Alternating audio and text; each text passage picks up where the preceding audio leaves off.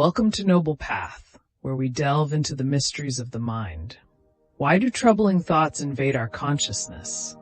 Despite our wishes, unsettling ideas persist. The mind is both our greatest ally and foe. When we heed its whims, we risk losing our way. Yet when we master our thoughts, we gain control over our lives. The more we attempt to suppress these thoughts, the more persistent they become. Avoidance only amplifies their presence. Instead, we must learn to balance them. A young man once approached Buddha, troubled by thoughts of lust. He lamented the energy wasted and his inability to remain calm. Buddha, with a gentle smile, asked if he understood lust. The young man admitted he only knew it as something negative. Buddha responded, beginning his guidance. You must understand that what exists naturally within us isn't inherently bad. It's essential in various aspects of our lives. Lust, for instance, isn't negative. It's a feeling that highlights a sense of lack, drawing us toward what we desire. For example, if money is scarce, the desire for it arises. Lust signifies a mental need, and when this need becomes physical, we call it sex. The young man asked Buddha about the origin of lust. Buddha explained that lust doesn't originate externally. It resides within us and is vital for human expansion. The young man questioned why it's deemed wrong. Buddha clarified that people misunderstand and suppress it, misusing lust instead of acknowledging its natural role. The young man acknowledged that even animals experience lust, as they too ensure the continuation of their species. Buddha explained that animals don't pursue lust for pleasure. They act on instinct for procreation. Animals lack the understanding to use lust as a source of happiness. Humans, however, have the intellect to transform natural impulses into avenues for pleasure. While nature intended lust and sex for procreation, humans often make them central to their pursuit of happiness. This unchecked indulgence is problematic. Buddha emphasized the importance of understanding this dynamic. He assured the young man that by listening carefully, he would grasp the nature of lust. Buddha then began sharing a story about a wise monk and his disciple living in an ashram. A young disciple, tasked with collecting alms from a nearby village, would cross a river each day on his journey. One day, he noticed a boy hiding behind a tree and asked, "What are you doing here?" The boy replied, "Can't you see what I see?" When the disciple looked towards the river, he saw girls around 14 or 15 gathering water. The disciple questioned the boy's secrecy, and the boy exclaimed, "Look at those girls, at their grace and beauty as they draw water. See how their slender waists bend and their hair flows." Initially unfazed, the disciple now found himself captivated, feeling a sense of guilt as he watched the girls, as if he had done something wrong. Troubled by his feelings, the young disciple decided he needed to leave the spot by the river. He hurried back to the ashram, where he tried to focus on his duties. Yet, the scene he had witnessed kept replaying in his mind.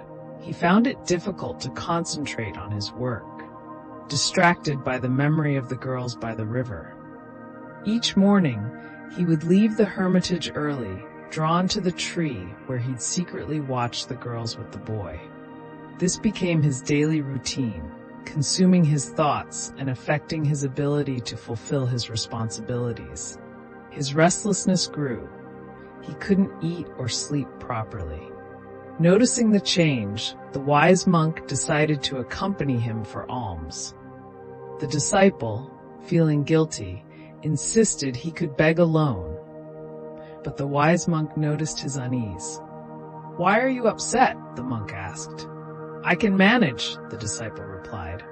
Permitting him to go alone, the monk soon followed, curious about the disciple's actions. As he trailed him, the monk discovered the disciple hiding behind a tree with a boy, secretly observing something. The monk joined him, realizing they were watching the girls fetching water from the river. "Will you beg from the girls too?" the monk asked, startling the disciple. Overwhelmed with fear and shame, the disciple began to sweat and tremble, as if caught in a misdeed. The boy with him fled, leaving the disciple even more anxious, unable to utter a word. The disciple mumbled incoherently, unable to meet his teacher's gaze.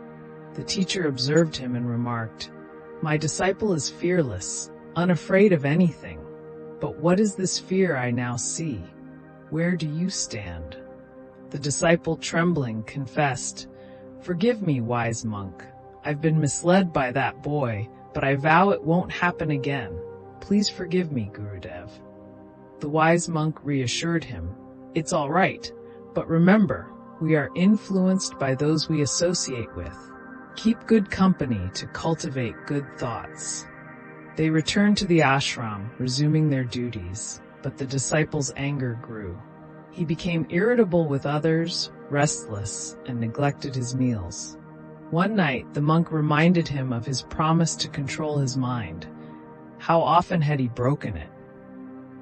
The disciple fell at his teacher's feet, weeping.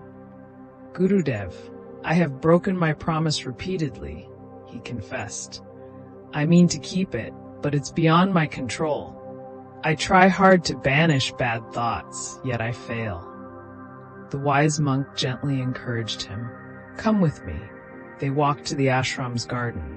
"See these drains," the monk pointed out, "where river water flows to nourish the plants. Can you stop the water's flow?" The disciple nodded confidently, using soil to block the drain. The water halted briefly, then overflowed. The monk observed. The water didn't stop. The disciple then used pebbles, with the same result. "See," the monk explained. "Like the water, thoughts persist. You cannot simply block them." The disciple approached the wise monk, admitting, "Gurudev, you were right. I had lost my way." That night, he slept peacefully. In the morning, he embraced his duties wholeheartedly and went to the river, where he encountered a boy watching girls fetch water. The disciple asked the girls for water, and one kindly offered him some, touching his feet in respect. He blessed her, wishing her well-being, and felt a renewed sense of purpose. As he walked away, the boy approached him, curious about his actions. The disciple advised him to focus on self-discovery and suggested that if he liked someone, he should pursue a genuine relationship.